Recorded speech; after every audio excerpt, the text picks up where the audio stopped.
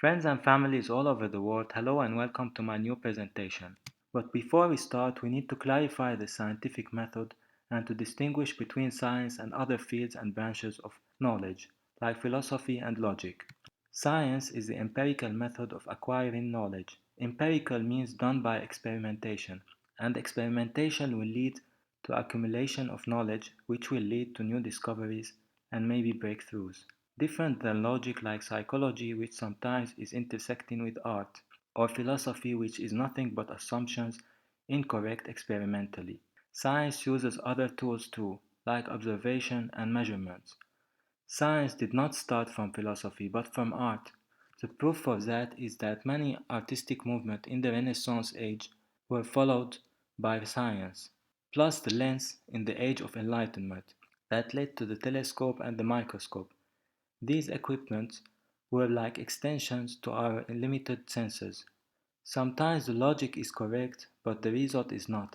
As I said earlier, that psychology is based on subjective questions, and subjectivity is not objectivity, and directly intersecting with art. So better to say the art of communication, or the art of learning, than saying something like the psychology of style, or fashion, or psychology of cooking, etc.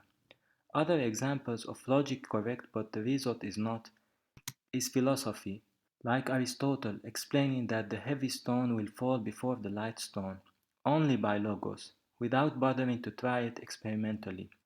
Or Stephen Hawking assuming that the universe might hold a deep sky object like a black hole that prevent even light to escape by diffraction, only because the logic says so. Sometimes the logic is incorrect, but the result is correct. Like Aristotle, he explained that the earth is round by eclipse. He said that earth is casting a shadow on the moon during eclipse. Although he was right about the spherical shape of the earth, but his reason was completely flawed. Logic is correct and the result is correct, but still not scientifically proven. Like sanitation might avoid a lot of diseases, but sanitation alone, without understanding germs and how to treat it, is not enough. Logic is not correct and the result is not correct. Here we are talking witchcraft and fallacies. Trying to remind you of chemistry, where the starting point of chemistry was alchemy, and alchemy was a big fallacy. They were searching for the philosopher's stone and the elixir of life and those kind of things. While chemistry is scientifically proven, for it is the scientific study of the chemical properties of matters, elements and compounds, overcoming reactions different than the physical properties studied in physics like mechanics and optics, etc. The word came from alchemia or alchemy, derived from Arabic, and it means quantity. As Al-Khwarizmi once said, كم يكمى إذا ستر وأخفى ويقال كما الشهادة يكميها إذا كتمها. Studying geology brought us with three types of rocks and minerals: igneous, sedimentary, and metamorphic. I don't want to get into details about these things, but you can find so many references about rocks and minerals. These rocks brought us the 118 elements we see in the periodic table of elements. These elements has been studied after centuries and organized finally by the Russian scientist Dmitry Mendeleev in 1869. We see 118 elements, 24 are synthetic, 18 columns, 7 ranks. The colors are the group elements, like number 1 are the alkali metals or number 18 are the noble gases.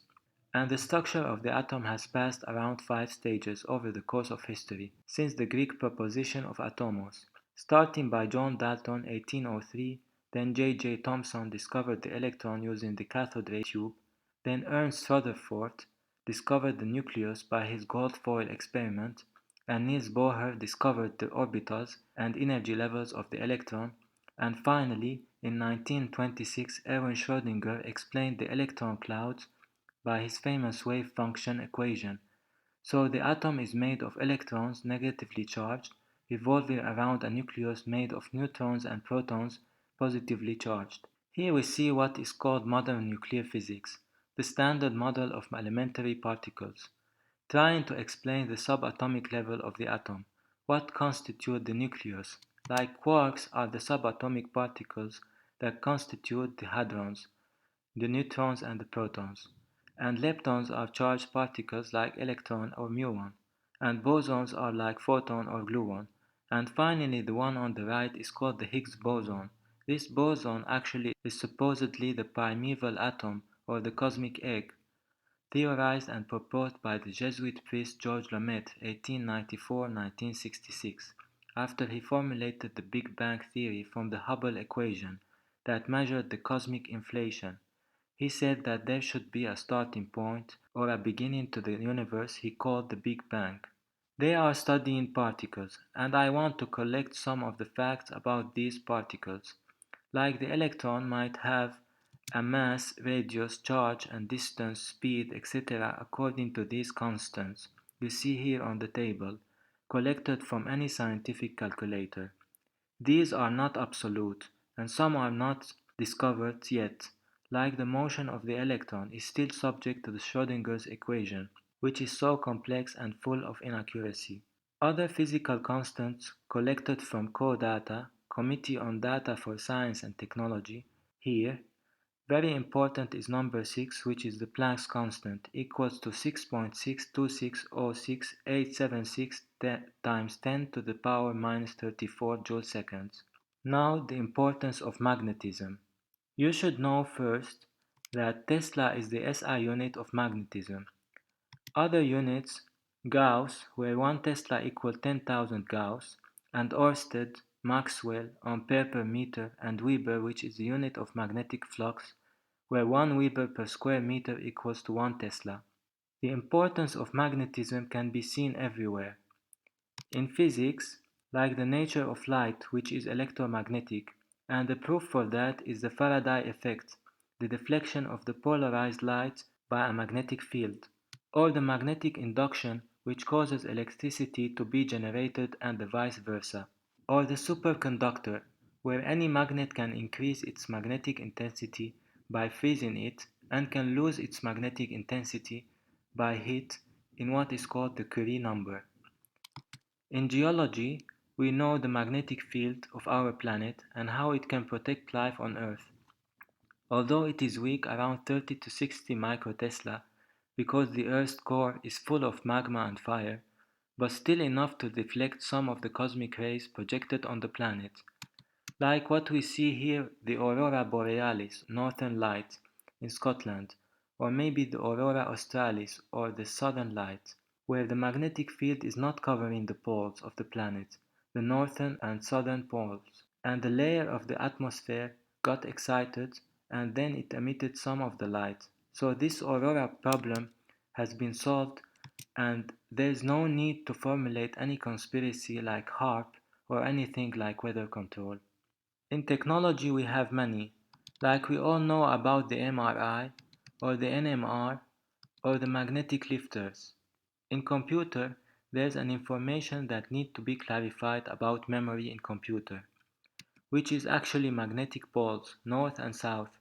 So anything that has memory, including the ancient vinyl disc or the cassettes or VHS or the CD and DVDs or the flash memory and the hard drive, all are storing the information in the form of magnetic poles, but not our brains.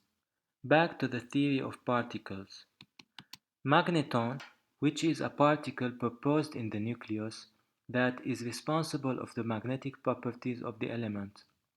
Asking about the essence, all elements are magnetic, but some are more than others, and magnetism is not periodic, so it's a good explanation to theorize a particle, because modern scientists today are trying to explain everything in terms of a particle, even gravity, which in essence is mass. They theorize the graviton. The fundamental forces in nature are four types: strong forces, those holding the nucleus all together, and this force is harnessed by the nuclear reactor; weak forces, holding the electron to the nucleus, and the electromagnetic forces, and finally gravity, which is the weakest. The bonds are two types: the chemical bonds and the physical bonds. We need to distinguish between those two. The chemical bonds are like ionic and covalent. Physical bonds are like van der Waals forces or static electricity. Material science is the science that studies anything about matter. including the physical properties and the chemical properties of any material or element or compound. Like the invention of metal smelting made the transition of humankind from the Copper Age to the Bronze Age around 12,000 BC. Steel, which is iron and carbon alloy, made the skyscrapers.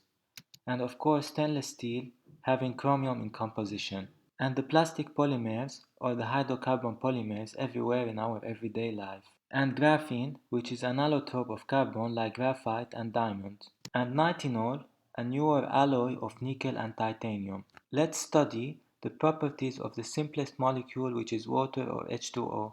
As I said earlier, we need to distinguish between the physical and the chemical properties of the compound. Physical like its density, and chemical like the pH for instance. Here we are.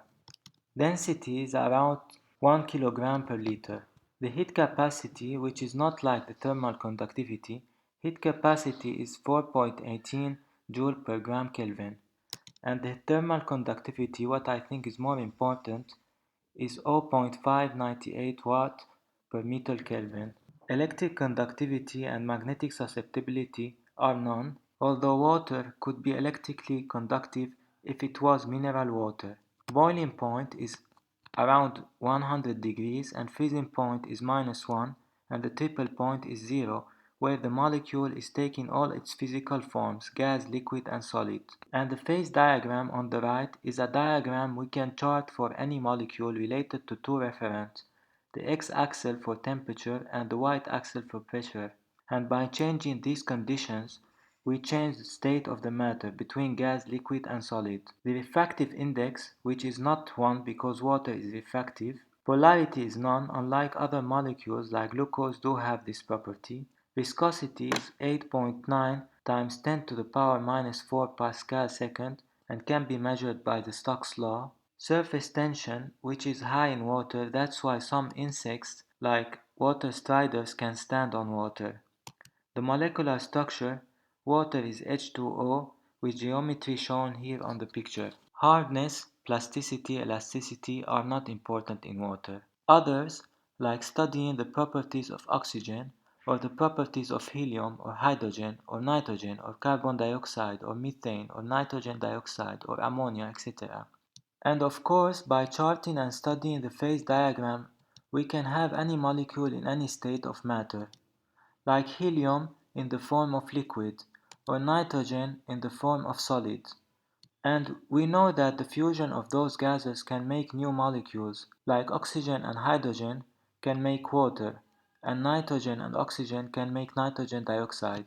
Another hint is the idea that any molecule can be synthesized in the lab even if it was a molecule of biology that requires huge amounts of steps in order to be produced in our bodies. Frederick Wöhler once proved that by producing urea in the lab, an organic compound found in the urine, from ammonium, which is again can be produced in the lab by the fusion of hydrogen and nitrogen.